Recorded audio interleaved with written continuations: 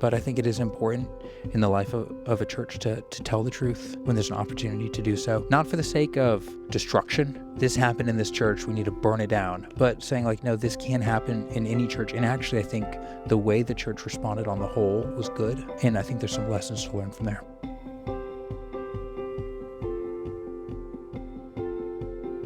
Caleb Morell is an assistant pastor at Capitol Hill Baptist Church and a doctoral student in historical theology at Midwestern Baptist Theological Seminary. He's also the author of a new book with Crossway called A Light on the Hill, the surprising story of how a local church in the nation's capital influenced evangelicalism. Caleb, thank you so much for joining me today on the Crossway podcast. Thanks for having me, Matt. So one of the foundational, maybe the core theme of this new book that you've written is the idea that church history, even the history of a single local congregation, holds profound lessons for Christians living today. And yet we live in a culture where often history is not valued. We're kind of obsessed with the new, we're obsessed with innovation and change and the future. And so the history can feel like an afterthought. And there are some people who love history, love studying history, but when it comes to thinking wisely about how to live in the world, that's often not where we would think to go. So what is it that first got you excited and passionate and kind of awakened this realization for you that church history in particular holds with it so much wisdom for us living today? Yeah, I've always loved history. Ever since I was a kid, I loved reading books about history. And the only thing I loved more than history as a kid was detective novels. I just ate up detective novels, Hardy Boys, Sherlock Holmes, you name it. And the thing I love about history is it is kind of like detective work. You're discerning, you're turning over stones, you're learning new things, you're putting clues together to try to learn something, to try to answer questions. Because ultimately what you're answering is, how did things get to be the way they are today? Yeah. That's the question that history is answering. We are here. If you look around you, you see all kinds of technological developments, social developments, cultural developments, and they all come from something. And so tracing those back, and I think as a Christian in particular, what you're tracing is the sovereign hand of God, that he is sovereign over history. He is the God of history. He's working in history, ultimately for his glory, to build his church. And the Christian historian's task is tracing those glimpses of God's sovereignty in the lives of people, and in this case, in the life of a church, in a way that helps people see God's glory on display and what he is doing. It's such an interesting dynamic that sometimes, though, when we look at history and we have that perspective, God is sovereign, he's orchestrating these events for his purposes, we can think that applies to history because we can kind of see how things work out. But we can forget that about our lives today and the situations, the struggles that we face today. We can almost neglect the fact that God is actually still sovereign over those things. Yeah, when it comes to history, I tell people that there's a relationship between memory and history. So, or rather between memory and identity. If you don't know your past, if you've forgotten the past, you don't know who you are. You don't know where you come from. And the more you know about your family history, your own personal history, the more you remember it, the more you know who you are, where you came from. And I think as evangelicals, as Christians, the same is true for us. We need to know where we come from to know who we are. And so tracing back those steps, seeing where we come from, the good, the bad, the ugly, ultimately just learning from that and seeing God at work. That's a countercultural message today, because today the notions of identity are often rooted in my own personal feelings. Like, what do I feel right now? What do I want for myself right now? So the idea that my identity would be in a very significant way shaped by history, something I didn't have control over, can be a little bit hard to accept sometimes. Yeah, God assigns each person a time to live in. And, we're born today, born in the 20th century, living in the 21st century. And Acts 17 says that God allots times, peoples, the place, the boundaries for them to live in. So, yeah, these are the circumstances we're born in, and we need to understand and live faithfully. And I just think if you're not studying history, if you're not learning from it in order to face the problems of tomorrow, then you're just missing out on collective wisdom that's there. Because the more you look at particularly church history, but history in general, you see that a lot of the problems we're facing aren't all that new. Christians have faced many of these challenges before. We can learn lessons in how they responded poorly and how they responded well to face the challenges of our day. Yeah, one of the examples that we're not going to get into today, but that you hit on in your book a little bit, is even something like a pandemic, where churches were dealing with decisions about whether or not to meet, whether or not to obey different government mandates, and just all the nuances that came with that. That's something that isn't new, that actually the church that you profile here in this book had to deal with 100 years ago. Yeah, so I remember vividly. I mean, it was like March 15th. I forget if the state of emergency had been called yet or not, but I was working as a Mark Dever personal assistant at the time. He called me up. He said, "Hey, go down to our church archives, see what we did during the Spanish flu." And I was thinking, what's the Spanish flu? I mean, people were just starting to talk about this. They were Yeah. just starting to remember, like, oh, this has happened before. And he wanted to figure out, what did our church do? It's amazing. Yeah, that was one of his first instincts was, I wonder what we can learn from history. Yeah. And thankfully we have a fairly good minutes, fairly good records. So I go down to the basement, I start flipping through some old records. This is before I was even working on this as a formal project. And lo and behold, we see that we in fact submitted to the request of the DC Health Commissioner, and we didn't meet for 3 weeks, just 3 weeks. And then they lifted the request that churches not gather. And that they had made a request for the pandemic because they had previously, earlier that same year, I believe, had. That's right. Yeah. So we just got to set the context. 1918, the World War I is still going on. It hasn't officially ended yet, and troops abroad, lots going on. So people are already in this heightened state of emergency. The kind of expansion of government powers. We're obviously in Washington D.C. These things are happening. And earlier that year, there had been a coal shortage. They needed coal to go For the war effort. For the war effort, and much to the frustration of many of the churches, among the kind of prohibited activities during this coal shortage in January 1918 was church gatherings. They said, let's, instead of having all the churches burn coal, let's just have each denomination pick a church that will meet, one of each denomination in the city, and then the rest we're just going to ask you not to meet. And that really, I think, again, it's a case where the churches had to figure out what to do. Was that a valid request? They understood they had a civic duty to support the war effort. They also understood that they had a spiritual responsibility in terms of gathering for worship. They also understood that the government seemed to be towing the line of stepping outside both the bounds of the First Amendment of the Constitution. They were concerned there, government overstepping the bounds. They were also stepping into the autonomy of the local church. And so, yeah, churches had to think really carefully, and they thought variously about it. But one thing I'll say is, at least at that time, the churches of the city met together, and they deliberated so that they would speak with one voice. And in many ways, they had the formal authority and the relationships to gather together, to deliberate, to make a decision, and to make requests as a block. And I'd say that in many ways, we've lost some of those partnerships and relationships. Yeah. I'm not sure we'd really be able to do the same thing. And I'm not sure even like a government official would think, okay, I'm going to speak to the churches and I'm going to have to listen to them and respond and relate to them as a block. But that certainly contributed to their collective power, is that they were able to come together, organize, and make a case. And we're not going to go on too much further in that particular topic, so people can get the book if they want to learn more about that. But it's just an illustration of the way that history can be so relevant, surprisingly relevant to the things that we're dealing with today in the modern world. Sometimes we think that they're new situations, new problems that we're facing, but oftentimes, most often, they're not. So when we do history, we tend to focus, at least in terms of the way that we tell history in kind of at a more lay level, we tend to focus on these big history-shaping movements, these big key events, influential figures who had a big impact in some way. But in your new book, you zoom in on one particular church, way down in a focused kind of way. What's the value of doing history, not just with a bird's eye view, but almost under a microscope? How do you see the balance there? Yeah, there's value in doing the broad strokes. I think those broad strokes can leave out some voices, though. They leave out the texture of church life. So if you think about most broad histories, they'll either trace theological topics and kind of just focus on disputes, disagreements, theological controversies. That's one approach. That's usually how denominational histories are done. A second approach is more the way a secular history would be written, is it traces political movements. It looks at social and political movements, and it is interested in religion insofar as it contributes to political outcomes. And so, you're going to look at, this is why there's such a focus on, say, with fundamentalism over the Scopes monkey trial. That's kind of viewed in probably out of proportion as this catalytic event. Whereas I didn't find a single reference to that. For instance, in our minutes, Yeah. it doesn't come up in Same our time church period, life. but they're not even thinking about it, Right. most And people. so that can also be a way, that captures some things, but it can also get things out of proportion. It reflects what we might value today and care about and want to know about. It doesn't tell us as much about what they cared about and what they spent their time focusing on.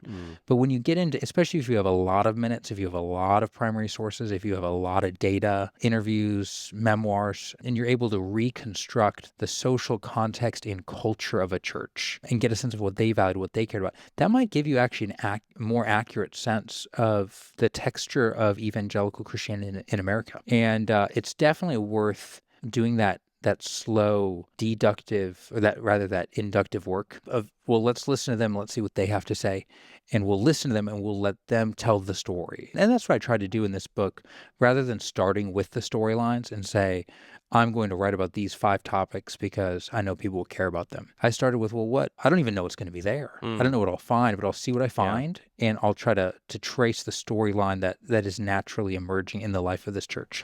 That's where you get that detective story dynamic to it. And I think, I wonder if sometimes the reason why more people don't like history, they think they don't like history at least, is because they often are thinking in terms of those really big movements, the high level summary that they might have gotten in high school.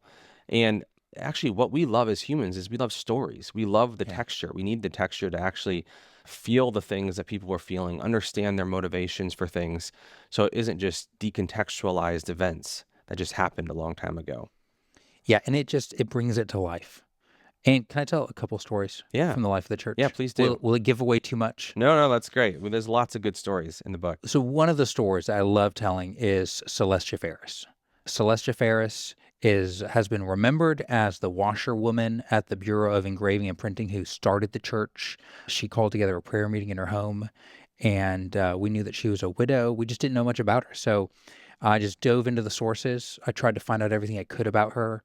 I visited other churches where she'd been a member, went through their records, reconstructed her childhood, her worldview, her experience during the Civil War as a teenager. Because the church is founded in what year? Church was founded in 1878, and she had started this prayer meeting in her home in 1867.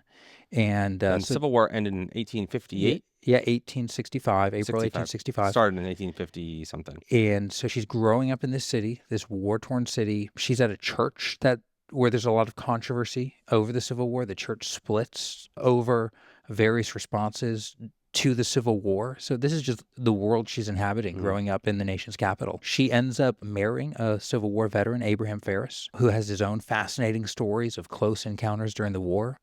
And it's in their second year of marriage that they call together a group of friends on Capitol Hill to start praying for a church. So they start praying just 2 years after the Civil War ended because there was no local church in their vicinity. They thought somebody should start a church. We're not in full-time ministry. We're not going to be but we should just pray. And that's what Christians do. Christians gather together, they pray, and they ask God to work. And so that's where Capitol Baptist Church comes from. It comes from a prayer meeting. They prayed for years. They prayed for 4 years before anything really happened. Just meeting in the home. Meeting in the home, praying. They started a Sunday school. And it's interesting. People always wonder, why did the Sunday school predate the church? Well, it's because, one, that was the way to evangelize. So Sunday afternoon, evangelize kids in the neighborhood, share the gospel, hope that they're converted, and reach the families through the kids. And then they bought a lot. They built a building on the same site where the church now stands. They started building a building, and it took 11 years. So from prayer meeting to church formation, 11 years. Wow. And during that time, Celestia became a widow and a single mother to 3. Her husband, Abraham, he died of wounds from the Civil War. And so she was left, at 33, a widow, single mom, and yet she presses on. And she's not the only one. Other people are involved, but she's the one who got it started. And she stays. She stays at the church, serves faithfully till her death. And yeah, those are the kind of stories that I want to bring to life and help people. Because you look at somebody like Celestia and you think there had to be seasons in her life where she's just, what is the point of my life? What am I doing? Her husband dies. Her father died. She becomes the sole breadwinner for her family. And I'm sure life was hard. And yet she poured her life into her children and into her local church. And look at the fruit. Yeah. And it's also amazing that she did all that. She poured her life into this, not knowing what was going to happen necessarily. Not knowing what was going to happen. We look back 150 years later and we can see how the Lord used that faith, used that perseverance and that prayer to do amazing things, Capitol Hill Baptist Church. But she didn't have that perspective. So how do we keep that mindset when we don't have the benefit of hindsight? Faith in God, I think the right definition of success, which is not visible results. It is not, success cannot be defined by my ability to perceive the impact of my life on the people around me. It's just, that is not a metric that is sustainable. That is not a metric that's spiritually safe, because we can be so prone to deception. It's also one that may not pass the test of heaven, when, as Paul says, that day will reveal the work each one has done. The work of some will be, wood, hay, stubble, and burned, and the others will last. I think Celestia's work is going to last. And I think there will be great rejoicing and joy on that day, but she didn't necessarily live to see it. But we need the right definition of success, and we need a vision of the local church as something worth investing your life in, because God has attached his name to it, and he's attached his promises to it. There's a lot of things in our lives that the Lord has not attached his name and promise to. Yeah. Well, let's talk about another person that you tell. Yeah. It's a little bit of their story in this book. A man named John Compton Ball. So he served as pastor of CHPC for over 4 decades, I believe, which is quite the tenure as a pastor. And you point to his life and his work as a pastor as illustrating just the value of this longevity that pastors can have in a local church and the impact that can have. Tell us a little bit more about him. Sure. He's another fascinating guy. He's born in England in 1867. He emigrates to America as a young boy, lives in Philadelphia. He's eventually converted, and he works in the business world. He works for a large department store called Wanamaker's. This guy, John Wanamaker, founder of that store, was a Presbyterian layman, and he supported, young men to go to seminary. And John Compton Ball was one of those young men. He comes to the church in 1903. He had studied at Crossway when it was a very theologically conservative seminary. And part of what I point out here is the length of his pastorate, 41 years, gave the church a critical stability and leadership during an incredibly tumultuous time. So 1903 to 1944. Yes, the First World War, the Second World War. That's exactly right. The Spanish flu, the fundamentalist modernist controversy, the Great Depression. And yeah, that was a huge blessing to the church. And I think particularly that they didn't have to pick a new pastor who would have likely been trained at an institution that taught theological modernism in a way that undermined the trust in Scripture. Had they had to call a younger minister during that time, there's a strong likelihood that he would be somewhat compromised in his theology. But I think 1944, that allowed them to just kind of wait it out so people could see the outcome of where those different movements were going. And what was it that led him ultimately to step down? Or Yeah, I mean, you got to read the book to get the full story, but he was quite old at the time. He probably should have retired sooner. Yeah, I mean, he preached the Bible faithfully, but it was one of those situations where it was time. Yeah, and that's the other half of it. Like, longevity is a value to pursue, but sometimes the transition portion, transitioning out of pastoral ministry and leadership role like that, can be really hard for guys. Yeah, absolutely. And what ended up happening is the pulpit committee, well, first, just to set this up a little bit, he made sure the church voted that he would retain 3/4 of his salary and retain the title Senior Pastor Emeritus after retiring. So that was a sweet deal. Interesting. Yeah. He golden parachute. Yeah, he lived across the street. So the pulpit committee comes and they nominate a guy named Ralph Walker from Portland, Oregon. And at the members' meeting, when the pulpit committee presents this new candidate to succeed, the 41-year ministry, this very established, well-known figure, a Sunday school teacher, a longtime Sunday school teacher named Agnes Schenkel, raises her hand at the meeting and says, I've heard considerable reports about this man that he's compromising in matters related to the fundamentalist modernist controversy. She's saying he's a man in the middle. He's a moderate. He's not clearly one way or the other. And that concerned her. And someone else spoke up and said, I've heard the same thing. The pulpit committee retracts their nomination, and the motion comes from the floor to call another pastor who had candidated, a guy named K. Owen White, who was a noted conservative. There was no question about where he stood. He stood on the inerrancy and authority of Scripture. So they call K. Owen White because of a motion from the floor against the pulpit committee, and that is congregationalism in action. Yeah, that's another theme that you draw out, that congregationalism can help to protect the gospel, protect a church from compromise in some ways when the congregation is empowered to have a voice in these decisions. Yeah, you don't want to pull that emergency brake all the time, but you want that to be there just in case. And in this case, that was the right call. So K. Owen White, some listeners may know, goes on to be president of the Southern Baptist Convention. He preaches the famous death in the pot sermon about the liberalism that's happening at the seminaries that calls the conservative resurgence into being. And so he was definitely the right man for the moment. And I tell people this may have been the most consequential moment in the life of Capital Baptist Church. And I think that was the turning point. In terms of so many of these urban city center historic churches, somewhere in the 20th century lost their aim. And I think if we had called Ralph Walker, there's a good chance we would have just started going on that slippery slope toward liberalism. And that was the turning point right there. And Yeah. it started with Agnes Schenkel. Yeah. So I know one response from a non-congregationalist person could be that just as often as a congregation like that might protect a church from compromise, so often they could also draw a church towards that kind of compromise, towards that kind of loss of fidelity to the gospel. What would be Yes, your but response to that's that why be? we don't baptize babies, Matt. That's why we're a believer's church. No offense to my So Presbyterian church brothers. discipline is so important, and Well, no, you're right. It's not just one thing and not the others. So yeah, you don't want to put too much weight on one single factor. Obviously, the gospel's paramount. Obviously, the preaching of the word. Clearly, John Compton Ball, for any problems he had, preached the Bible faithfully enough that the congregation themselves were able to discern which direction they needed to go. Yeah. So the preaching of the word is paramount. Yeah, I mean, there's other factors, the health of the church, good leadership. But in that instance, yeah, and that wasn't the only time the congregation had to step in. There was an earlier instance when the church went through a split in the 1880s. And again, the congregation stepped in. But on the whole, I'd say in the life of the Capital Baptist Church, when those moments have happened, the congregation's gotten the decision right. Yeah. The story of Ball and his relatively faithful pastoral ministry for 40 years that then kind of maybe ended in a slightly more complex way where he's struggling to let go in some ways. It illustrates another dynamic of history that can be both quite interesting, fascinating to think about, but also challenging sometimes for us.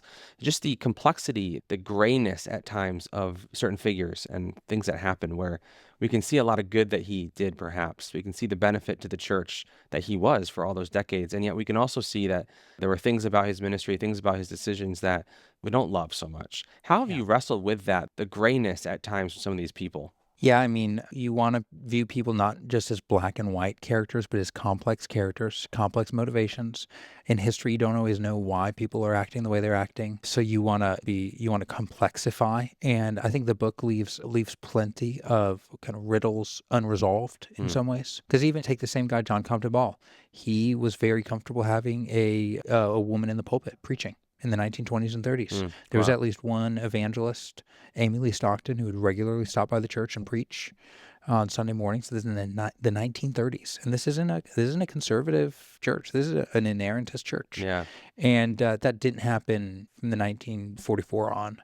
And yeah, what do you do with that? How do you make sense of that? You know, these are some of the things you wouldn't really expect to find in church history until you really start digging around. Yeah. And that's where, again, it always tends to blow up the simple categories, the simplistic narratives that we often have when it comes to history. It's usually not that clean. Yeah. Yeah. So one more story that you can maybe tell us here. Harry Kilbride, what was his story? Why was he a significant person in the history of Capitol Hill? Yeah, Matt, this was the hardest chapter to write by far. It's definitely what took the most time and painstaking research because I went into it knowing that Harry disqualified himself and that he was Mark's predecessor in ministry here. So he was the pastor here for 3 or 4 years before Mark ever came here. And I knew it would be sensitive for all those reasons. Sensitive toward the other party involved, sensitive toward him and his family, sensitive toward our church and members there who were still kind of hurting from the event. And I tried to go into it with an open mind, without prejudgment or preconception, and just follow the evidence where it led. Dozens and dozens of interviews. Yeah, and I think what it left me with was a very gifted man who had incredible credentials, presented himself as a disciple of Martin Lloyd-Jones, came from the United Kingdom, had pastored prominent churches, and yet who seemed to leave a wake of carnage in his wake.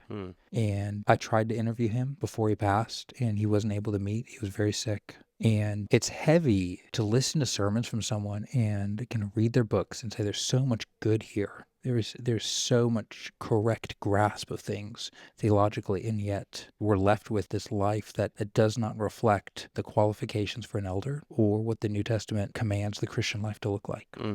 And that's a challenge. That's a struggle that I'm sure all of us, to some extent, we've either heard of stories or we've been even directly impacted by examples like that of those in ministry, prominent positions of leadership and authority and influence, who in some way fall short of the calling that God has called them to. And then we're left wondering, what do I do with the things that they said and the things that they wrote or did that I think God used powerfully in my own life?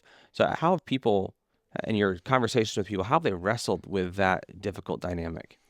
Yeah, I think variously. I think one effect that it's important to remember that these aren't new things. If you look at your New Testament, Judas was one of the 12. You see that Paul talks about Philetus and Hermogenes and others who've left the faith, Demas, at great pain. And you're also given instructions in the New Testament for what to do with when an elder disqualifies themselves. 1 Timothy says to rebuke them in the presence of all so that they may stand in fear. And I think a sober-mindedness about sin, a warning against self-deception, and a concern to watch one's own life and doctrine was one of the most consistent takeaways from people I interviewed as they reflected on it.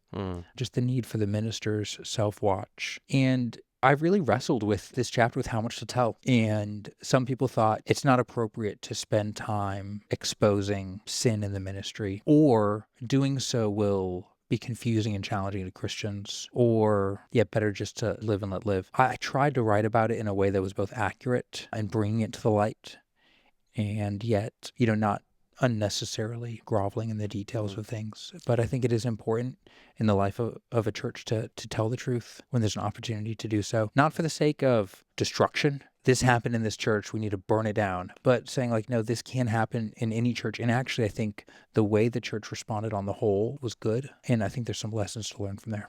Because that can be the response of some Christians when there is some kind of scandal, for lack of a better word, in a church. The temptation can be, let's just not talk about it. Let's just move on. Let's deal with it quietly and move on. And what's your response to that? How do you think about that, especially as someone doing history?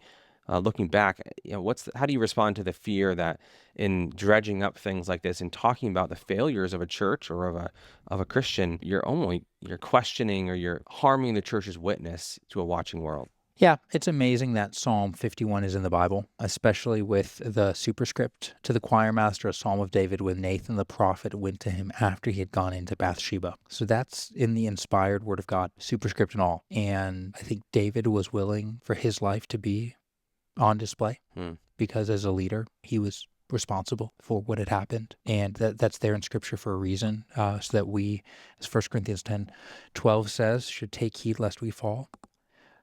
You think of Paul and his life on display, persecutor, blasphemer, insolent opponent. What's the point of that? Well, it's so that, we could see his repentance. We could see how his life changed after encounter with Christ. You think of Peter denying Christ 3 times? Greatly he had sinned, and greatly he repented. Well, Caleb, any other fun or funny stories from your research of this church that kind of come to mind? So what didn't come through in the book, but what we can talk about, is the process of writing, because this was a very non-straightforward book. But the detective-like work of finding sources, finding people to interview, is just absurd. Not the most efficient, straightforward, linear process. No, but I would do things like this. So take John Compton. I'm thinking we don't have any of his sermons in our archives. This man preached here for 40 years. He must have left a deposit. Where is it? Who has it?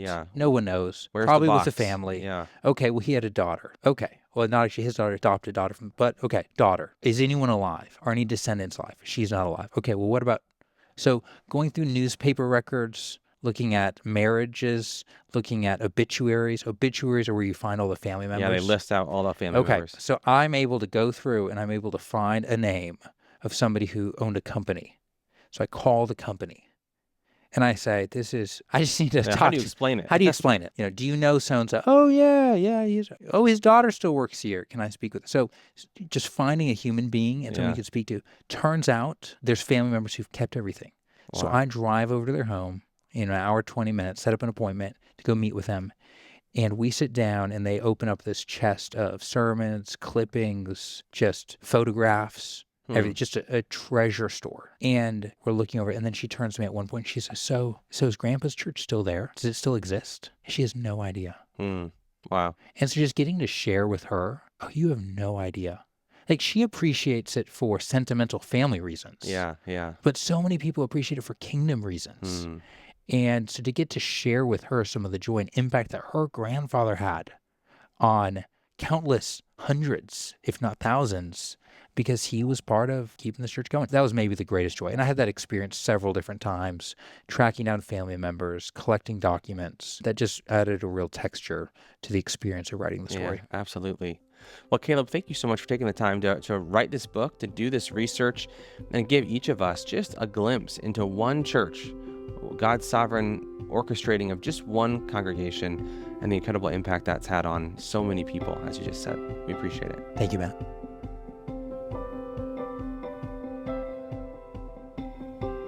That was Caleb Morell on the history of Capitol Hill Baptist Church.